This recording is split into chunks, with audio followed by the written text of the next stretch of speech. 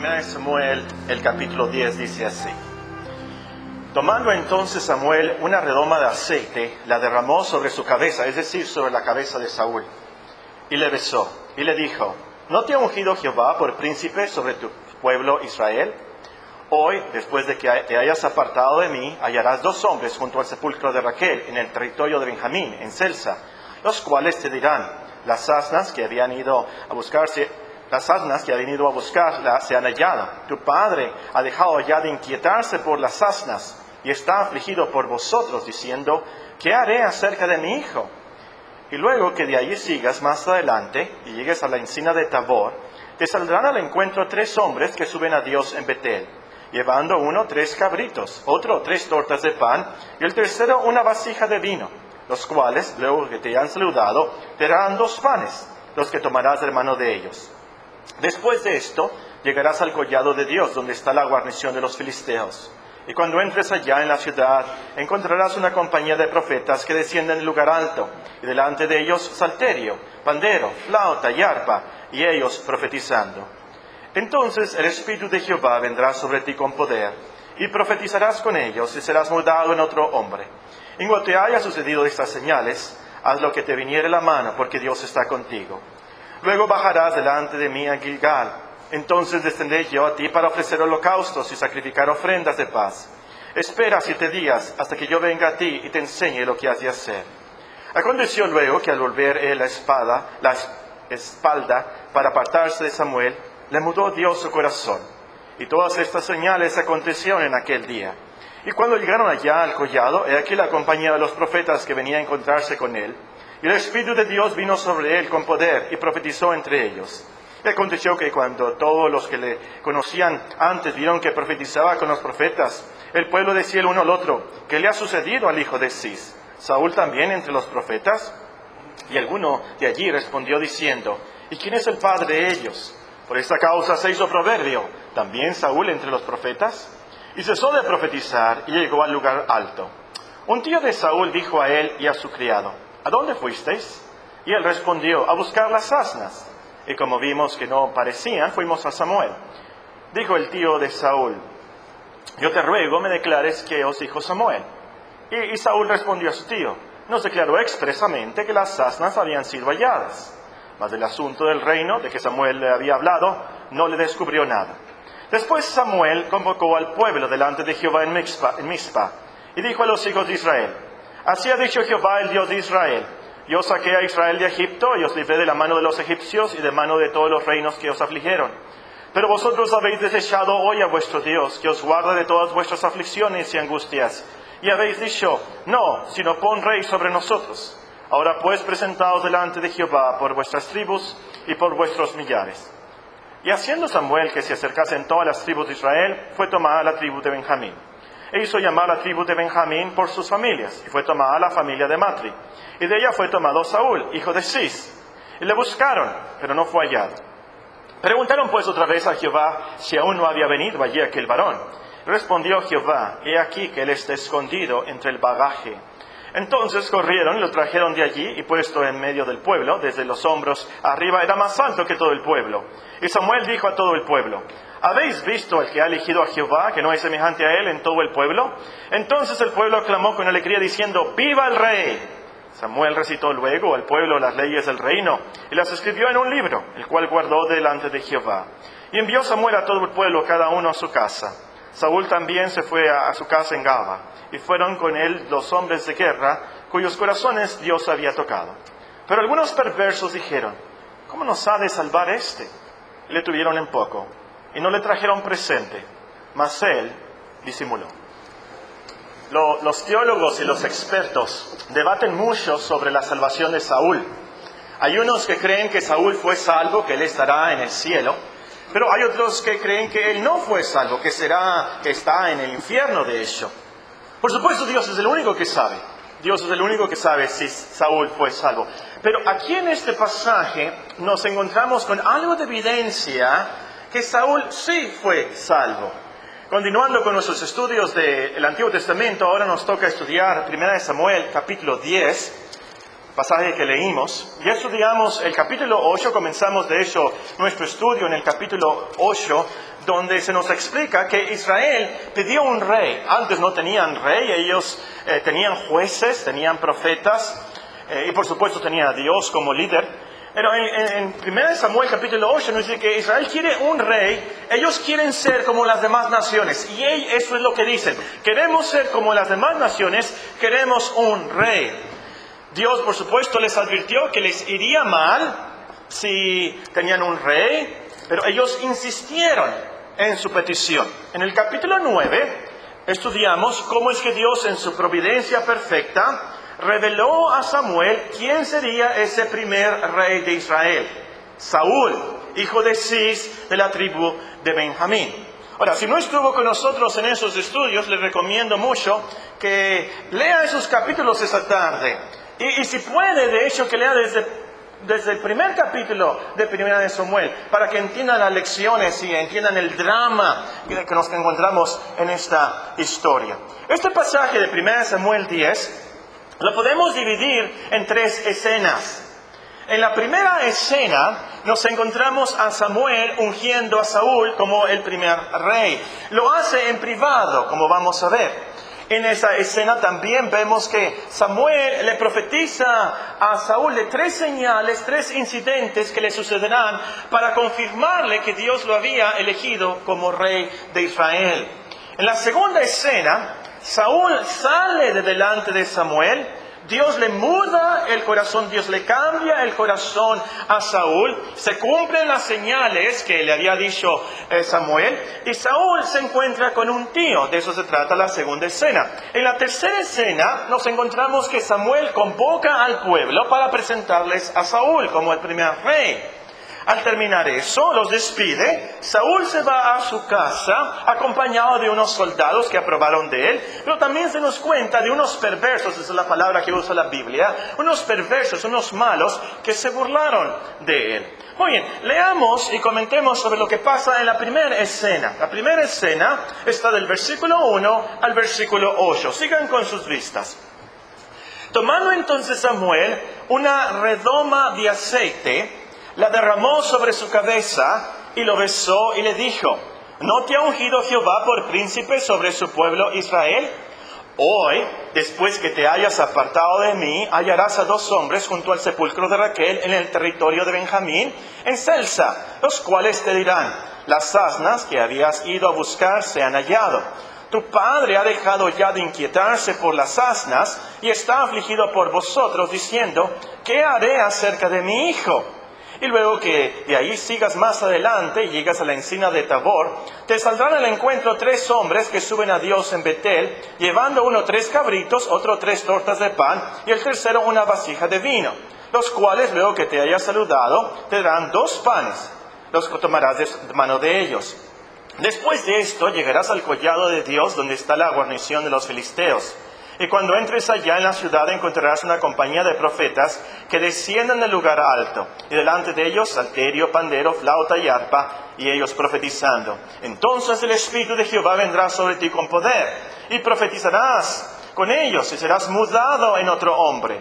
Y cuando te haya sucedido estas señales, haz lo que te viniere a la mano, porque Dios está contigo. Luego bajarás delante de mí a Gilgal. Entonces descenderé yo a ti para ofrecer holocaustos y sacrificar ofrendas de paz.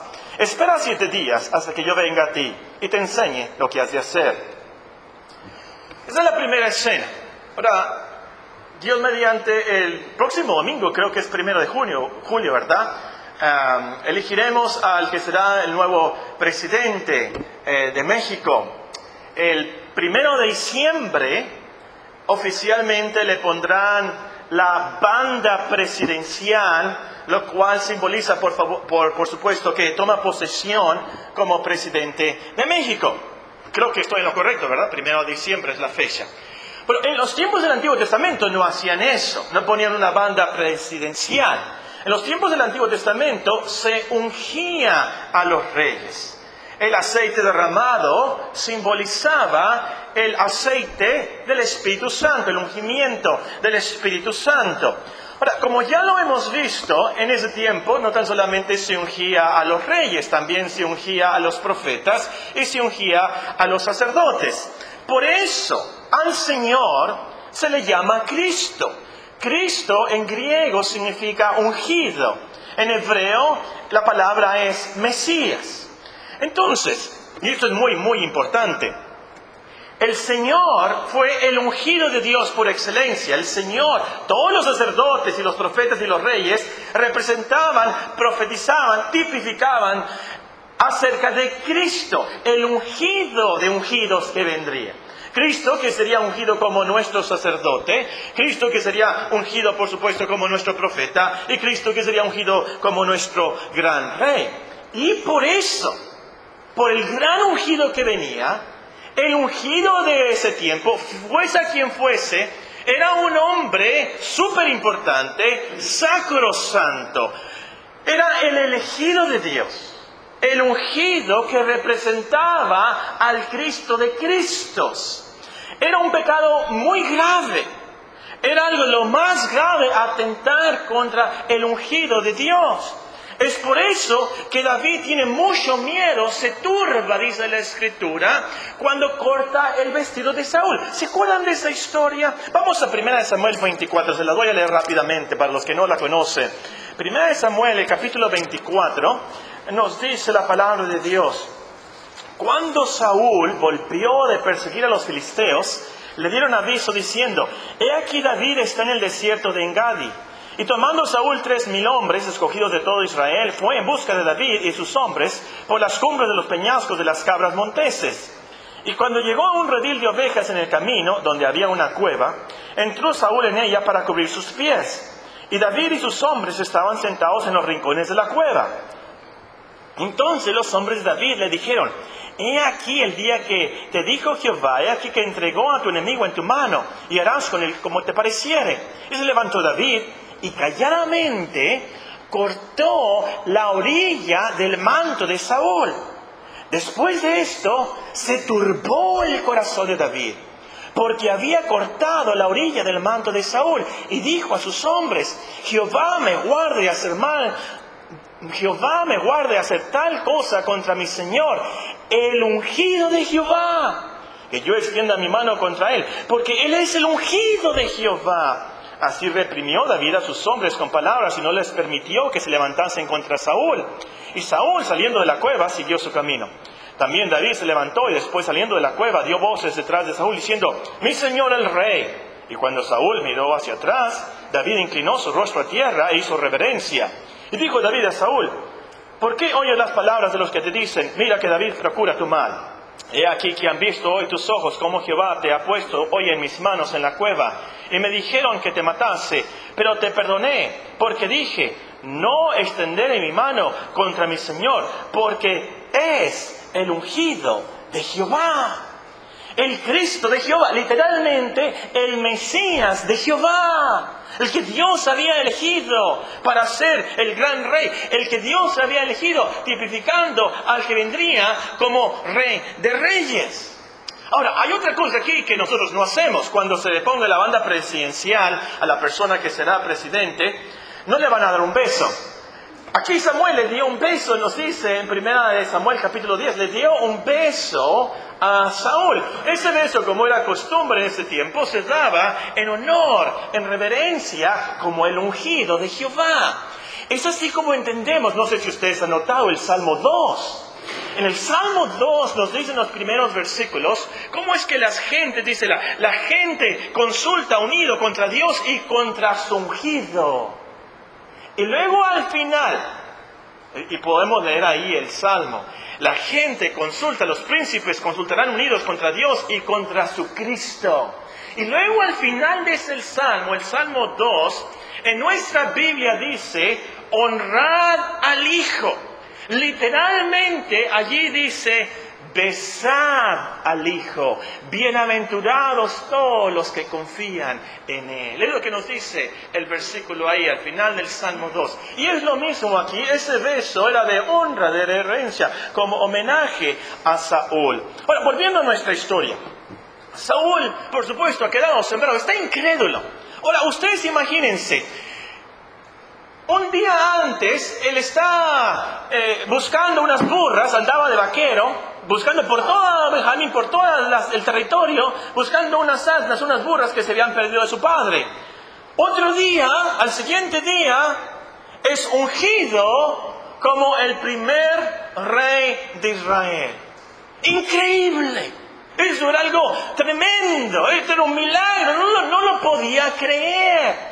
Entonces Samuel le dice, te voy a dar 3 profecías, te van a pasar 3 cosas para confirmarte que esto es de Dios y que Dios va a estar contigo. El primero, por supuesto, y lo leímos ya, es que 2 hombres te van a decir que tu padre ya no está preocupado por ustedes, por las burras, pero no está preocupado por las asnas, ahora está preocupado por ustedes. Y es lo que nos dice en el versículo, leemos al final del versículo del capítulo 10, el capítulo 10 es la última parte del versículo 1. ¿No te ha ungido Jehová por príncipe sobre tu pueblo Israel? Hoy, después de que te hayas apartado de mí, hallarás 2 hombres junto al sepulcro de Raquel en el territorio de Benjamín, en Selsa, los cuales te dirán, las asnas que habías ido a buscar se han hallado. Tu padre ha dejado ya de inquietarse por las asnas y está afligido por vosotros, diciendo, ¿qué haré acerca de mi hijo? Ahora, la profecía no hubiera sido tan profética, valga la redundancia, si Samuel le hubiera dicho, ¿sabes qué? Cuando tú te vayas de vuelta, unos hombres te van a decir que tu padre no está tan preocupado por las asnas, está preocupado por ustedes. Pero la profecía aquí es muy específica. No le dice unos hombres, le dice 2 hombres. Y esto va a suceder en este lugar específico, junto al sepulcro de Raquel en Selsa, en el territorio de Benjamín. Era una profecía bastante específica. Y también la segunda profecía es muy, muy específica. En el versículo 3, luego que de allí sigas más adelante, llegues a la encina de Tabor, te saldrán al encuentro 3 hombres que suben a Dios en Betel, llevando uno 3 cabritos, otro 3 tortas de pan, y el tercero una vasija de vino, los cuales luego que te hayan saludado te darán 2 panes, los que tomarás de mano de ellos. Aquí tenemos 3 hombres, 3 cabritos, 3 panes, una vasija de vino, y te van a dar 2 panes. Es algo muy específico, es una profecía de verdad. El tercer incidente es el más interesante, y aquí nos vamos a concentrar en una lección. El versículo 5 nos dice, esta es la profecía, después de esto, llegarás al collado de Dios, donde está la guarnición de los filisteos. Cuando entres allá en la ciudad, encontrarás una compañía de profetas que descienden en lugar alto. Delante de ellos, salterio, pandero, flauta y arpa, y ellos profetizando. Entonces el Espíritu de Jehová vendrá sobre ti con poder, y profetizarás con ellos, y serás mudado en otro hombre.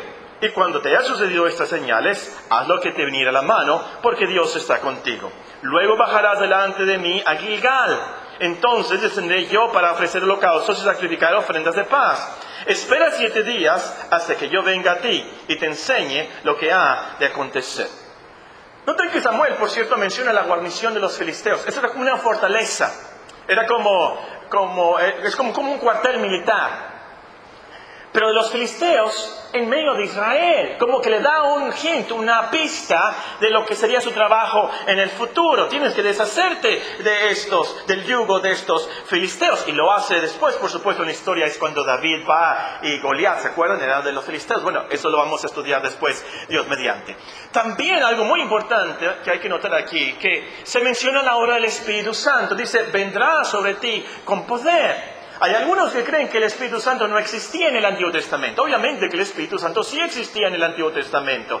Si alguien no tiene el Espíritu Santo, no puede ser salvo, no puede hacer cosas que agraden a Dios. Por supuesto que estaba el Espíritu Santo ahí. Desde el Génesis 1 leemos que el Espíritu se movía sobre la faz de las aguas. Él, por supuesto que estaba allí. Lo que pasó en el Pentecostales, es que el Espíritu descendió con más poder sobre más gente, sobre todo el mundo, sobre gente de todas las naciones, y dio, por supuesto, más dones a los hombres. Ahora, hay que notar aquí, al sucederle estas profecías, Saúl ha de haberse motivado mucho sabiendo que entonces Dios de seguro había hecho esto. Era de Dios que era el primer rey de Israel. Y por cierto, le dio también Samuel a instrucciones específicas de lo que debía de hacer en Gilgal. Los que conocen la historia se acordarán que ese era un episodio muy triste lo que pasó en Gilgal. Después vamos a ver eso. Lo que yo quiero que notemos, y la aplicación en nuestras vidas de esas profecías es una nada más. Podemos ver otras, pero nada, es un capítulo. Vamos a ver una lección nada más de esta escena. Una lección muy básica de hecho, pero nos motiva mucho y nos consuela mucho. La lección es esta. Dios sabe lo que nos pasará en el futuro. Muy básico esto. Yo creo que todos decimos amén.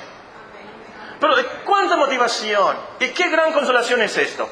Dios sabe lo que nos pasará en el futuro. Dios sabía y le dijo a Samuel exactamente lo que le pasaría a Saúl.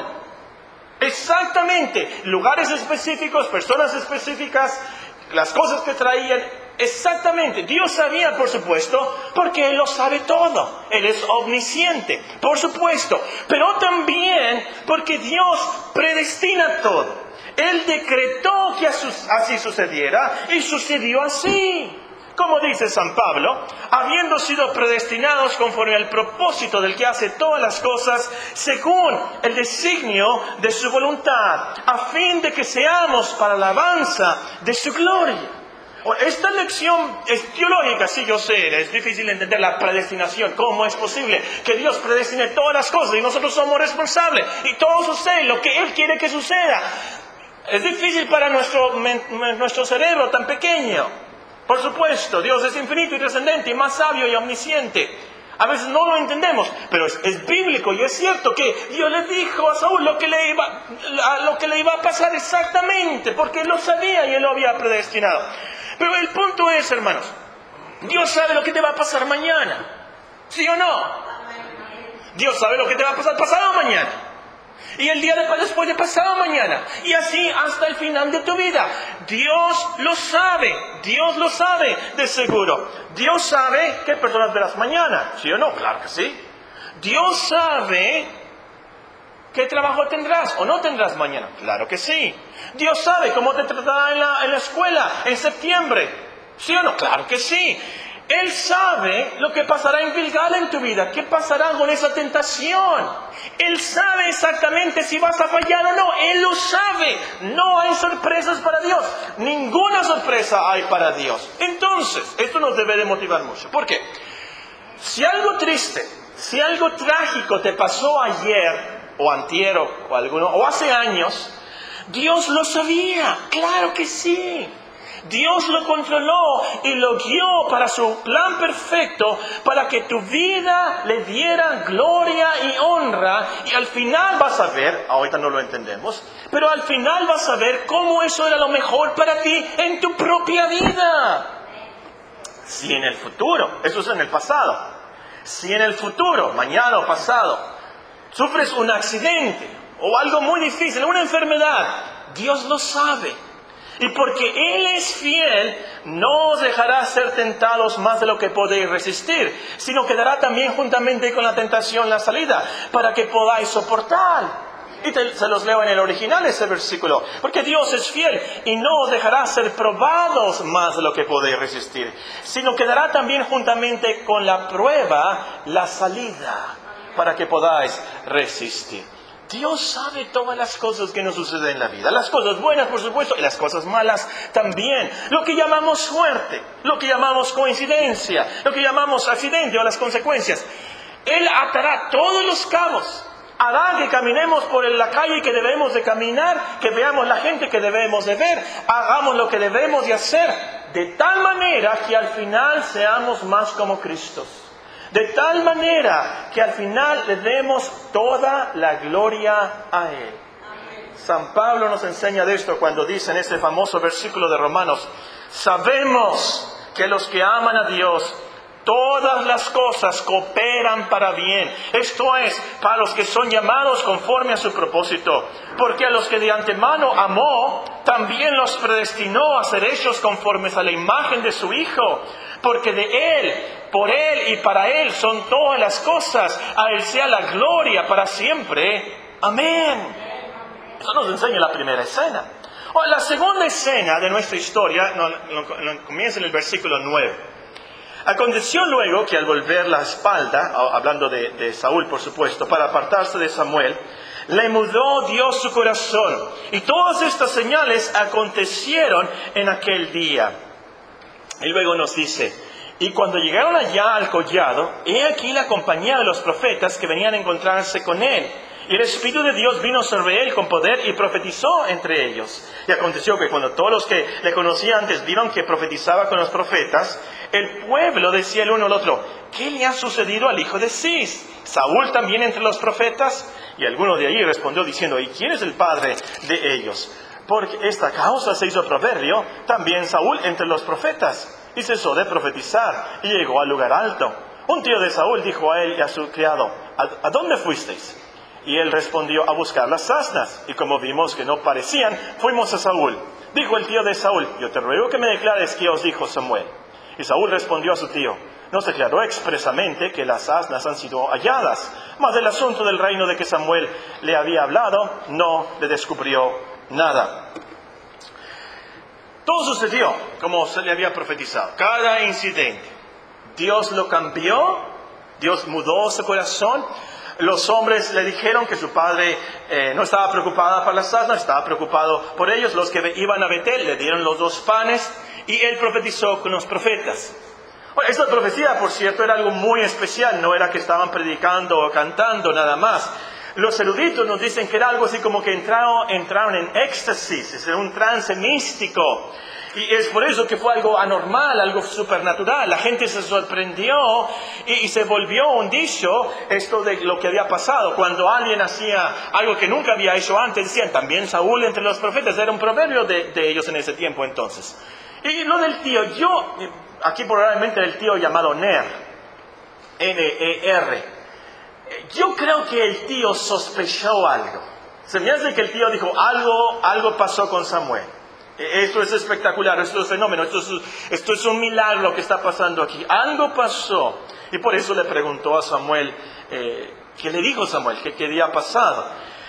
Saúl, por supuesto, no le dijo toda la verdad a Samuel, tan solo le comentó, a su tío tan solo le comentó sobre las asnas de su padre.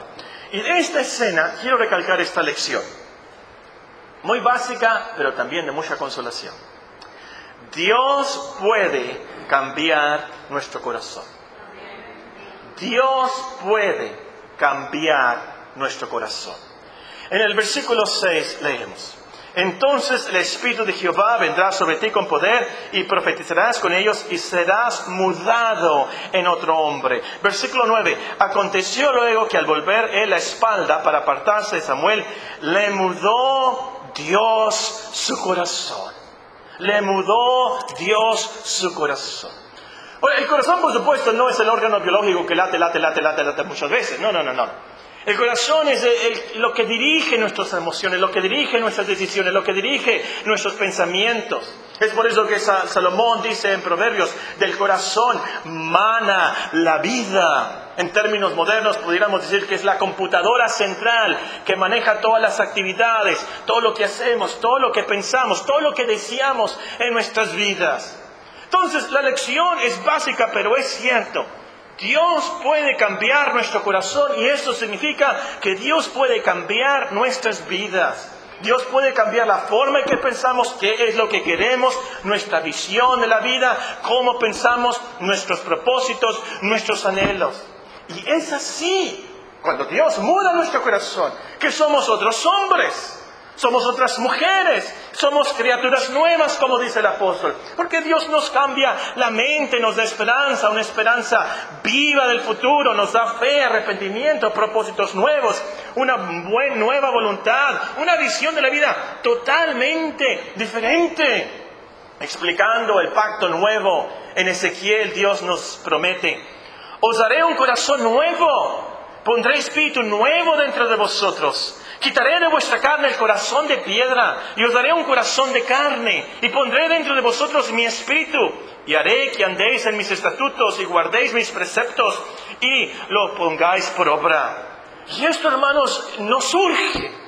Esta es la salvación a lo último, cuando Dios cambia nuestro corazón, cuando Dios nos transforma por su gracia, para que creamos en Él, para que dejemos esos vicios y le adoremos de corazón. No sé si a usted le ha pasado, ojalá que le haya pasado, que en su vida usted quisiera, yo quiero cambiar, yo ya no quiero hacer esto, No quiero ver esto, no quiero tomar esto, no quiero inyectarme con esto, yo quiero cambiar. Lo que necesitas es un cambio de corazón, una transformación real, radical. Y eso solo Dios lo puede hacer. Y la lección es maravillosa, hermanas y hermanos, porque nos da mucha esperanza. Dios puede cambiar nuestros corazones. Y Él puede cambiar el corazón de nuestros amigos, de nuestros parientes, de nuestros hijos, aún de los más difíciles. Hubo un hombre, por cierto, se llamaba Saulo por Saúl. El nombre de él en griego era Saulo de Tarso. Un hombre con un corazón durísimo, de piedra, cruel. Asesinó, ayudó a martirizar a Esteban. Encarceló, torturó a muchos cristianos, mujeres y niños en Jerusalén. No contento con eso, salió rumbo a Damasco para perseguir a la iglesia de Cristo allí. En el camino a Damasco, Dios cambió su corazón. Totalmente lo cambió. Y ahí lo vemos clamando y gimiendo: Señor, ¿qué quieres que yo haga? ¿Cómo es posible? Del perseguidor a la iglesia, Dios lo cambió al gran predicador, el apóstol San Pablo. ¿Cómo sucedió eso? El cambio de corazón, lo mudó de corazón, lo hizo una nueva criatura. Y eso es lo que puede hacer Dios con nuestros amigos. Dios lo puede hacer con nuestros padres. Dios lo puede hacer con los ateos de Hueso Colorado. Dios lo puede hacer con los jóvenes más rebeldes. Dios lo puede hacer con los religiosos más hipócritas. Dios me puede cambiar a mí. Dios te puede cambiar a ti. Dios cambia corazones. Dios cambió el corazón de Saúl, lo transformó en otro hombre. Vemos algo de evidencia en la última escena. Nos dice el versículo 17. 1 Samuel 10:17. 1 Samuel 10:17. Después Samuel convocó al pueblo delante de Jehová en Mizpa y dijo a los hijos de Israel: Así ha dicho Jehová, el Dios de Israel: Yo saqué a Israel de Egipto y os libré de mano de los egipcios y de mano de todos los reinos que os afligieron. Pero vosotros habéis desechado hoy a vuestro Dios, que os guarda de todas vuestras aflicciones y angustias. Y habéis dicho: No, sino pon rey sobre nosotros. Ahora pues, presentaos delante de Jehová por vuestras tribus y por vuestros millares.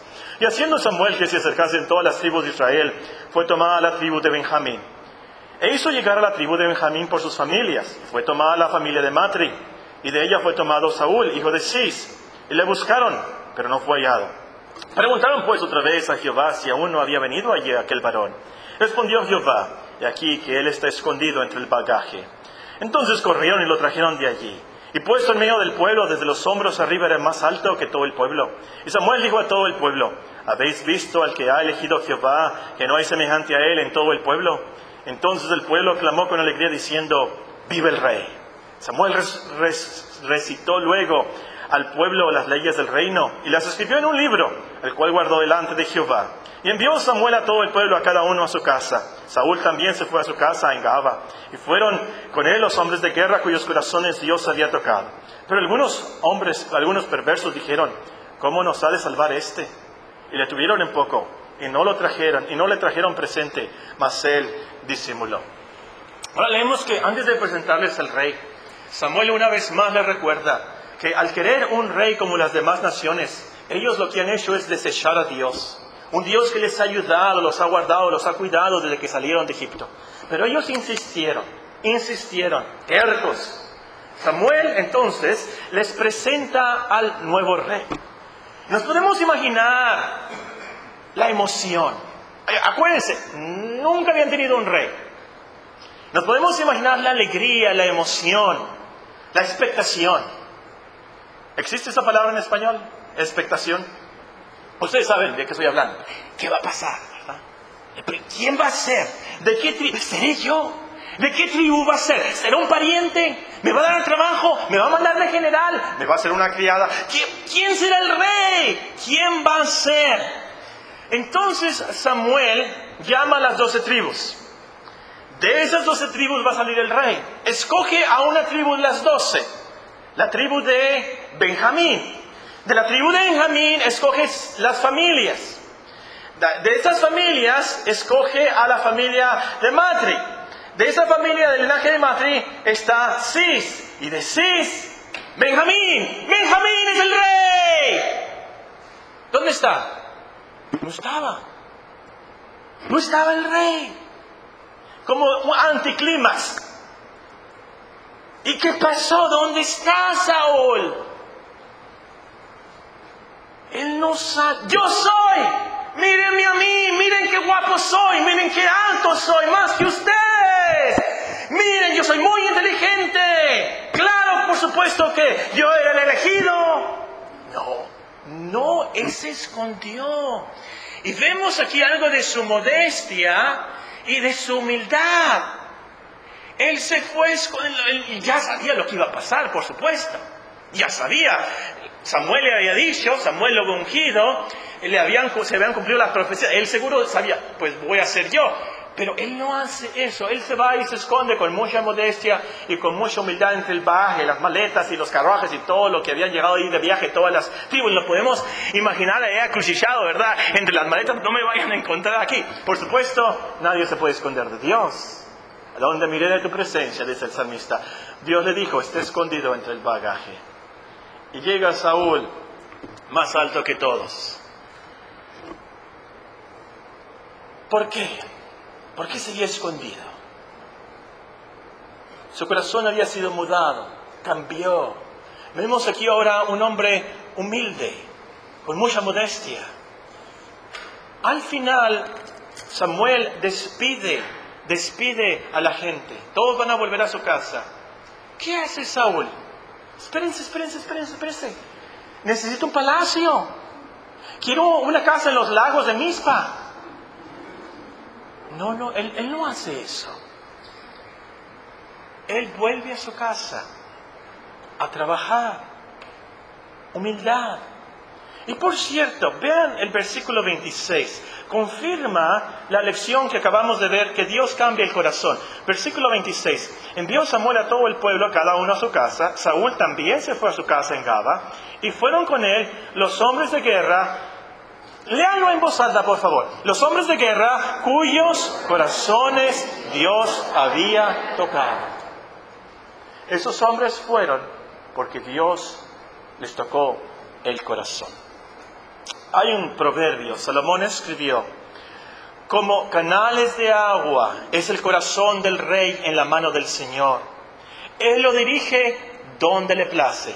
Así el de todos los hombres. Dios toca el corazón. Los hombres cambian y hacen la voluntad de Dios.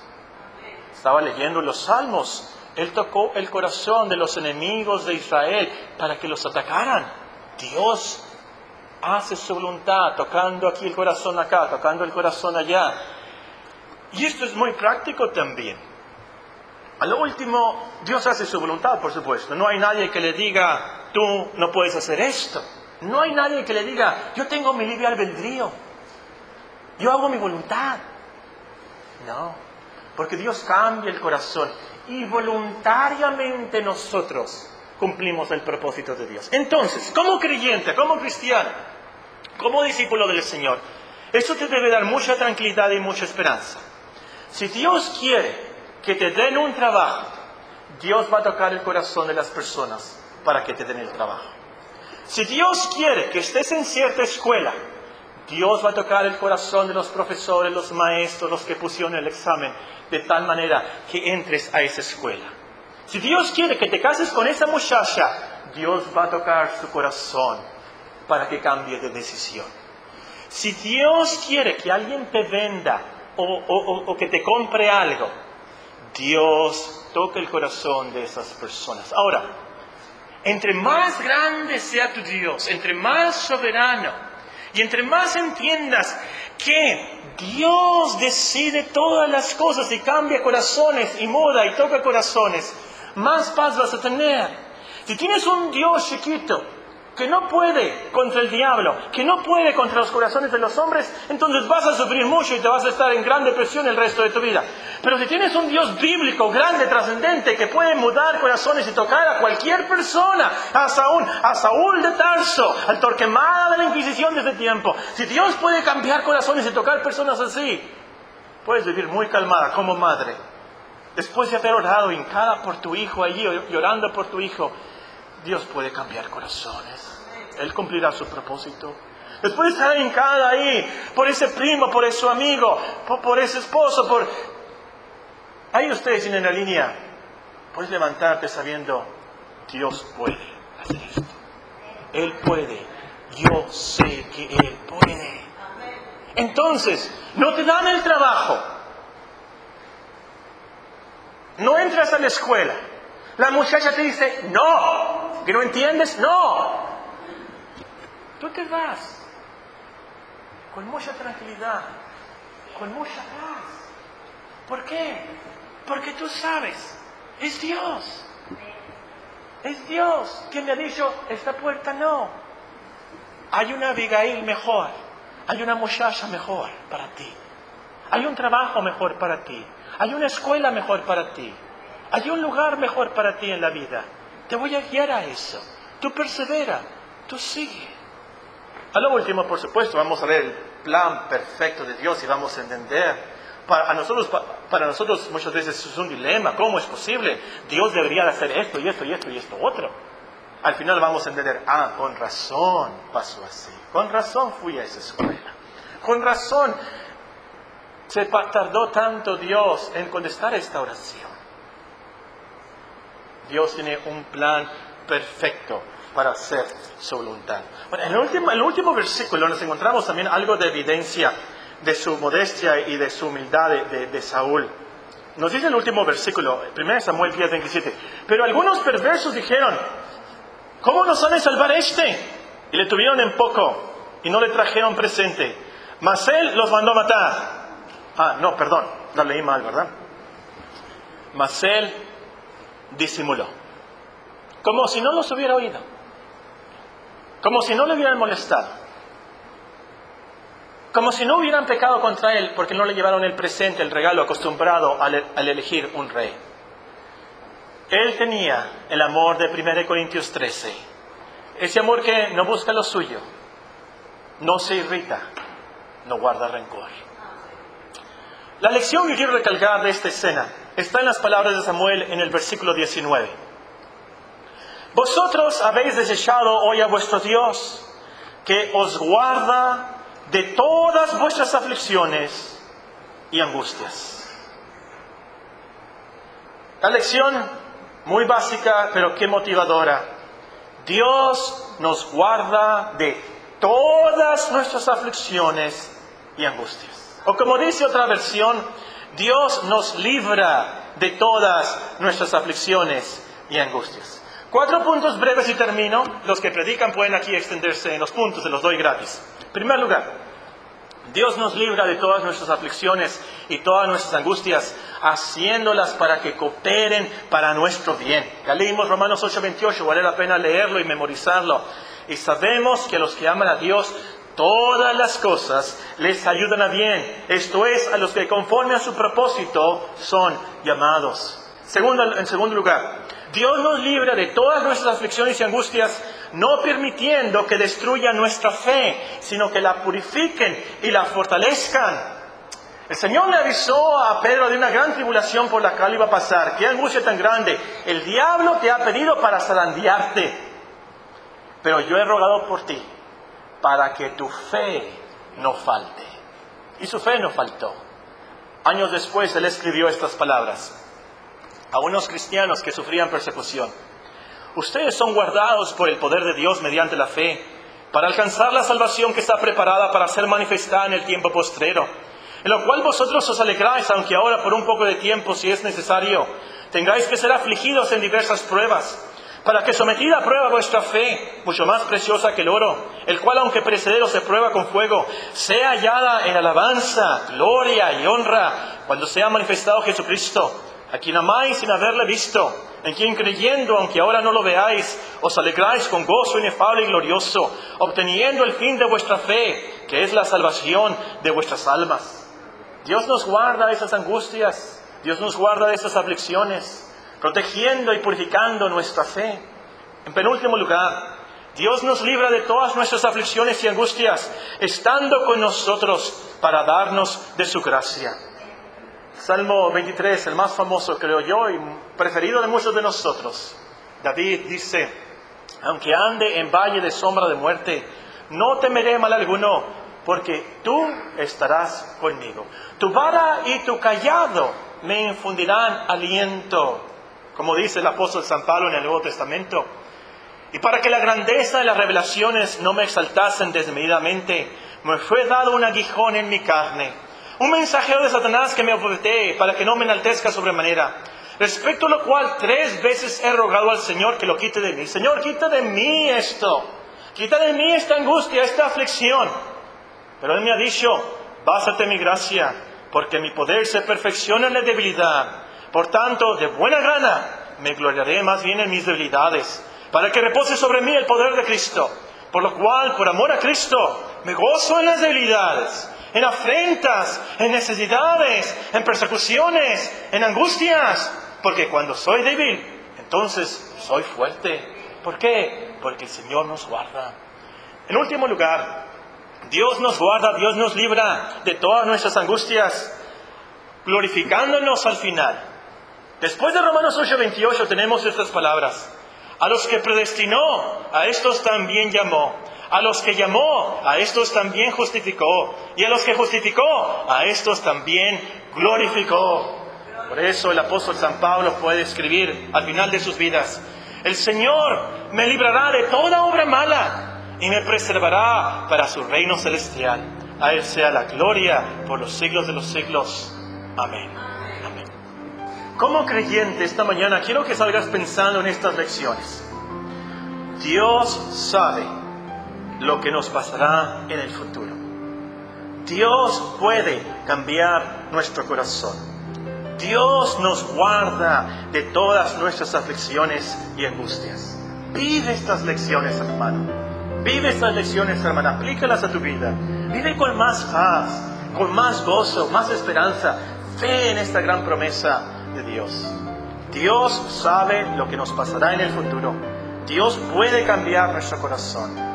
Dios nos guarda de todas nuestras aflicciones y angustias. Y si no eres creyente, sal de las puertas de esta iglesia pidiéndole a Dios misericordia, que cambie tu corazón.